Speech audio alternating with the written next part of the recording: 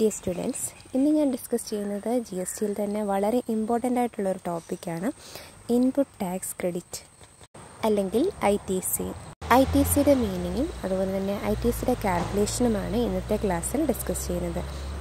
ആദ്യം നമുക്ക് ITCയുടെ മീനിങ് എന്താണെന്ന് നോക്കാം. Input tax credit means at the time of paying tax on output, tax paid on input is credited to the account of the supplier and the amount is credited is allowed to be deducted and his output tax liability.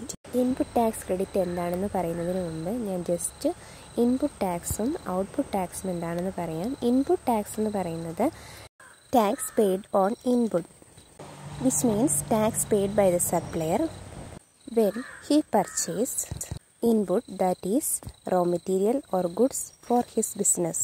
അതായത് ഒരു supplier അദ്ദേഹത്തിൻ്റെ ബിസിനസ്സിലേക്ക് ഇൻപുട്ടായിട്ടുള്ള raw മെറ്റീരിയലോ ഗുഡ്സോ purchase ചെയ്യുമ്പോൾ പേ ചെയ്യേണ്ട ടാക്സാണ് input tax എന്ന് പറയുന്നത്.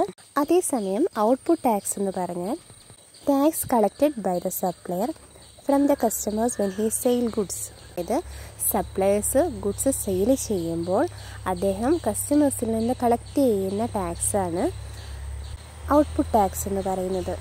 Input tax credit എന്ന് പറഞ്ഞാൽ ഔട്ട്പുട്ട് ടാക്സ് സപ്ലയർ പേ ചെയ്യുന്ന ടൈമിൽ അദ്ദേഹം ഓൾറെഡി പേ ചെയ്തിട്ടുള്ള ഇൻപുട്ട് ടാക്സ് അദ്ദേഹത്തിൻ്റെ അക്കൗണ്ടിൽ ക്രെഡിറ്റ് ചെയ്യുകയും അത്രയും തുക അദ്ദേഹത്തിൻ്റെ ഔട്ട്പുട്ട് ടാക്സ് ലയബിലിറ്റിയിൽ നിന്ന് റെഡ്യൂസ് ചെയ്യുകയും അതായത് ഡിഡക്റ്റ് ചെയ്യുകയും ചെയ്യുന്ന പ്രൊസീജിയറിനാണ് ഇൻപുട്ട് ടാക്സ് ക്രെഡിറ്റ് എന്ന് പറയുന്നത്. ഇൻപുട്ട് ടാക്സ് ആയിട്ട് പേ ചെയ്തിട്ടുള്ള അത്രയും തുക അദ്ദേഹത്തിൻ്റെ ഔട്ട്പുട്ട് ടാക്സിൽ നിന്ന് ഡിഡക്റ്റ് ചെയ്യുമ്പോൾ അദ്ദേഹത്തിൻ്റെ overall output tax liability reduce ചെയ്യുന്നു. ഇനി നമുക്കൊരു എക്സാമ്പിൾ നോക്കാം എങ്ങനെയാണ് input tax credit liability calculate ചെയ്യുന്നതെന്ന്. Mr. X, a dealer, purchased goods that is input worth rupees 1 lakh during a month and his sales that is output during the month were rupees 2,50,000. If the tax rate is 5%, how to calculate ITC and how to set off ITC?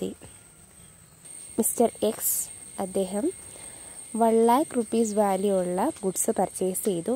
അതിന് നമുക്ക് input എന്ന് പറയാം. അദ്ദേഹം ആ goods sale ചെയ്തു, that is output. Sale ചെയ്യുന്നത് rupees 2,50,000-നാണ്. Tax ആയിട്ട് വരുന്നത് 5% ആണ്. എങ്ങനെയാണ് ITC കാൽക്കുലേറ്റ് ചെയ്യുന്നതെന്ന് നോക്കാം. Purchases that is input rupees 1 lakh, അതായത് പർച്ചേസ് ചെയ്തിരിക്കുന്നത് 1 lakh rupees-നാണ്. Sales that is output rupees 2,50,000. ഇനി ഇൻപുട്ട് ടാക്സ് ആയിട്ട് അദ്ദേഹം പേ ചെയ്തിരിക്കുന്നത് 1 lakhൻ്റെ 5% ആണ്, ദാറ്റ് ഈസ് 5,000. ഇനി അദ്ദേഹം ഔട്ട്പുട്ട് ടാക്സ് ആയിട്ട് കളക്ട് ചെയ്യുന്നത് 2,50,000-ൻ്റെ 5%, that is 12,500. Input tax credit എന്ന് പറഞ്ഞാൽ ഓൾറെഡി ഇൻപുട്ട് ടാക്സ് പേ ചെയ്തിട്ടുണ്ടെങ്കിൽ ആ അത്രയും തുക നമ്മുടെ ഔട്ട്പുട്ട് ടാക്സ് ലയബിലിറ്റിയിൽ നിന്ന് റെഡ്യൂസ് ചെയ്യുന്നതിനെയാണ് ഇൻപുട്ട് ടാക്സ് ക്രെഡിറ്റ് എന്ന് പറയുന്നത്. അങ്ങനെയാണെങ്കിൽ ഇവിടെ ഔട്ട്പുട്ട് ടാക്സ് ലയബിലിറ്റി എന്ന് പറയുന്നത് 12,500 ആണ്. അതിൽ നിന്ന് അദ്ദേഹത്തിൻ്റെ ഇൻപുട്ട് ടാക്സ് ലയബിലിറ്റി റെഡ്യൂസ് ചെയ്യുക, അതായത് 5,000 റെഡ്യൂസ് ചെയ്യുമ്പോൾ അദ്ദേഹത്തിൻ്റെ ടോട്ടൽ ടാക്സ് ലയബിലിറ്റി അല്ലെങ്കിൽ ഇൻപുട്ട് ടാക്സ് ക്രെഡിറ്റ് എന്ന് പറയുന്നത് 7,500.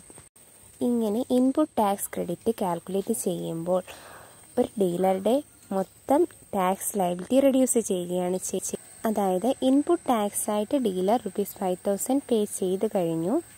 ഔട്ട്പുട്ട് ടാക്സ് ആയിട്ട് കളക്ട് ചെയ്തിട്ടുള്ള 12,500 ആ തുക കൂടി ഇതിൻ്റെ കൂടെ ആഡ് ചെയ്യുകയാണെങ്കിൽ മൊത്തം ടാക്സ് ലയബിലിറ്റി എന്ന് പറയുന്നത് 17,500 വരും. എന്നാൽ ITC വരുമ്പോൾ ടാക്സ് ലയബിലിറ്റി റെഡ്യൂസ് ചെയ്യുകയാണ് ചെയ്യുന്നത്.